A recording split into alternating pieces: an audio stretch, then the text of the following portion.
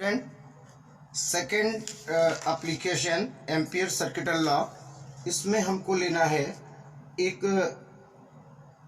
सॉलिनाइड में पहले समझा दूं परिनालिका। देखिए ये एक क्रोड होता है जिस पर वायरिंग करके इसमें करंट फ्लो करते हैं जिससे यहाँ मैग्नेटिक फील्ड प्रोड्यूस होता है। ठीक है, ये मैग्नेटिक फील्ड इससे प्रोड्यूस हो रहा है, तो इसको बोलते हैं सॉलिनाइड परिनालिका। हमको यहाँ पर निकालना है according to ampere circuital law कि inside the toroid, inside the solenoid magnetic field क्या होगा। ठीक है, तो हम यहाँ पर लेते हैं सॉलिनाइड को समझने के लिए कि एम्पियर सर्किटल लॉ से यहाँ पर inside the solenoid magnetic field कितना आएगा। तो देखिए सपोज करिए सॉलिनाइड में ये मैग्नेटिक फील्ड प्रोड्यूस हो रहा है बच्चों, सॉलिनाइड में ये मैग्नेटिक फील्ड प्रोड्यूस हो रहा है। क्रॉस का मतलब इनसाइड और डॉट का मतलब आउटसाइड, क्रॉस डॉट। चलिए खैर, अब हमने सॉलिनाइड में इनसाइड में एक ए बी डिस्टेंस ली और ये भी ले लिया जहाँ तक इसका इफेक्ट जा रहा है ए बी सी डी। तो यहाँ पर हमने ए बी की लेंथ को x माना हुआ है पहले से। तो देखिए जब हम इसका linear integration vector b dot vector dl करेंगे तो ये हमारे पास ये प्लस ये प्लस ये प्लस ये आएगा। कैसे, मैं लिख के दिखा रहा हूँ। A B dot dl plus B C B dot dl plus C D B dot dl plus आपके पास क्या है D A B dot D L. अब यहाँ पर देखिए बच्चों कि ये मैग्नेटिक फील्ड के बाहर है, इसलिए आप इस टर्म को क्या कर देंगे ज़ीरो, इस टर्म को क्या कर देंगे ज़ीरो, और ये आपका क्या हो जाएगा। सिंपल सी बात है, आप देख रहे हो कि ये जो है ज़ीरो आ रहे हैं क्योंकि पैरेलल हैं, तो ये भी आपके ज़ीरो हो गए। तो टॉरॉइड के अंदर हमारे पास जो केवल बच रहा है वो बच रहा है A B dot D L, बाकी ये लोग ज़ीरो ज़ीरो ज़ीरो हैं, आप अलग अलग लिखिएगा। ठीक है, क्योंकि ये भी cos 0 is equal to cos 90 is equal to 0 हो गया, और इधर आप देख ही रहे हैं कि ये आउटसाइड है तो ये 0 0 होगा, इनसाइड हमारे पास यही x वाला है। तो अब हमारे पास जब इसको हम इंटीग्रेट कर रहे हैं तो हमारे पास आ रहा है B A B D L, और यहाँ पर हमने ये डी एल यानी ए बी कितना ले रखा है बी एक्स, कितना ले रखा है B X. Is it clear. अब देखो यहाँ पर थोड़ा सा एक चेंज करना पड़ेगा कि अभी तो यहाँ पर आप जानते हो अकॉर्डिंग टू एम्पियर्स लॉ ये हम किसके बराबर लिखेंगे म्यू नॉट आई, पर इस आई पे जरा यहाँ गौर करिएगा। आई केवल यहाँ की बात की जा रही है और ये टर्न्स जानते हैं आप, उस पर नंबर ऑफ टर्न्स होंगे, तो आई हम यहाँ पर कितनी लेंगे इस बात पर गौर करिएगा। आई पहले तो हम लेंगे ये कितने में है एक्स में है, क्योंकि ये डिस्टेंस कितनी थी x, करंट कितने में है x में है, स्टडी करंट आई नॉट लिख लेंगे, आप आई भी लिख सकते हैं, ये x में है, और यहाँ पर n लगा देंगे। अब यहाँ पर मैं आपको एक चीज़ समझा दूँ, जब हमें टोटल नंबर ऑफ टर्न्स लेने होते हैं तो हम कैपिटल N लेते हैं, लेकिन हमें अगर पर्टिकुलर किसी लेंथ पे नंबर ऑफ टर्न लेना होता है तो total number of turns n को उस लेंथ से डिवाइड कर देते हैं और उसको स्मॉल n से शो करते हैं।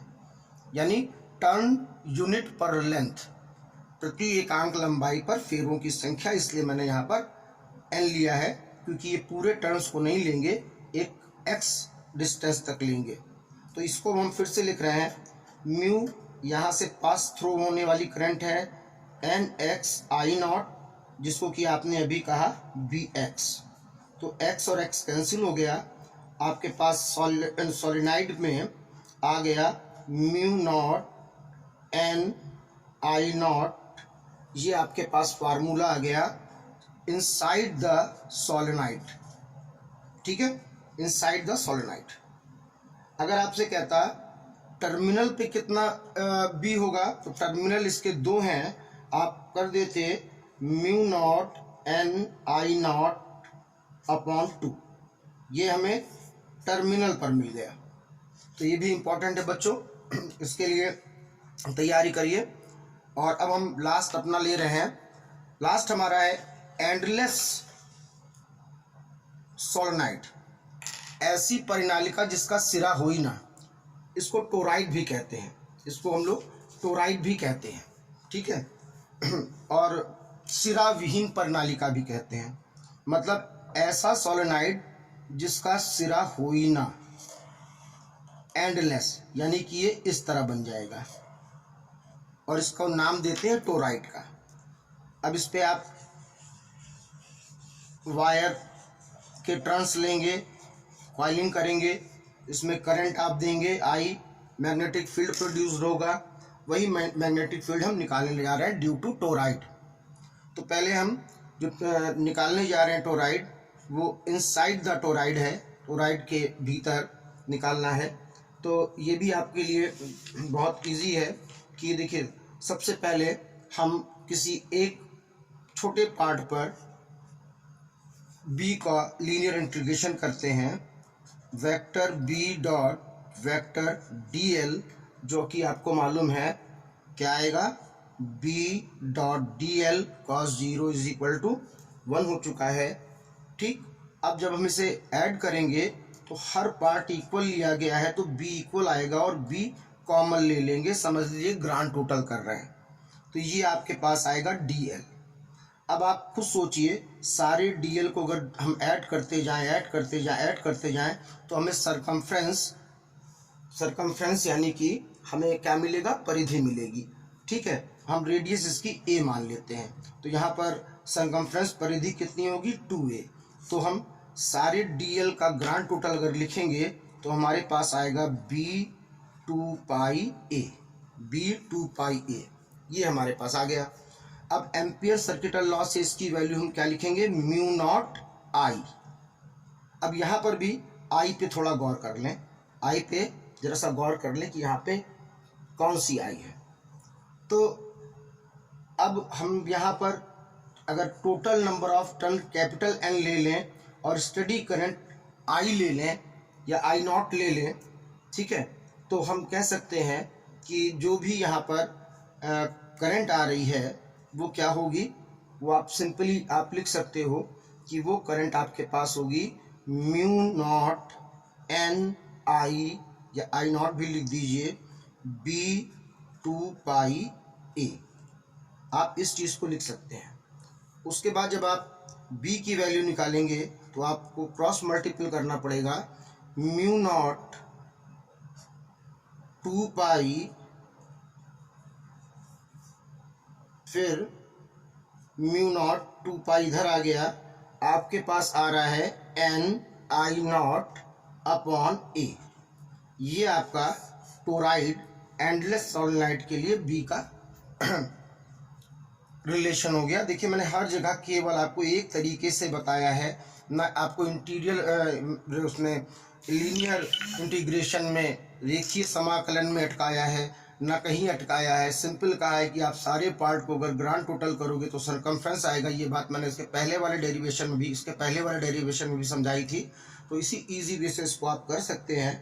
अच्छा, यहाँ पर एक बात और पूछ सकते हैं, आउटसाइड द टोराइड बी कितना होगा, तो जाहिर बात है यहाँ सिंपल सी बात है, म्यू नॉट आई होता है, आउटसाइड आई कितना है, 0 है, तो आउटसाइड में टोरॉइड के जो भी बी आएगा वो कितना आएगा, वो 0 आएगा। तो ये एक इम्पॉर्टेंट टर्म था और इसको करिएगा। देखिए मैंने सारे को एक ही स्टेप में एक ही तरीके से लिया है कि ग्रांड टोटल कर दो, ग्रांड टोटल कर दो। आपको इसको ध्यान से देखिएगा तो आपको ये बात समझ में आएगी।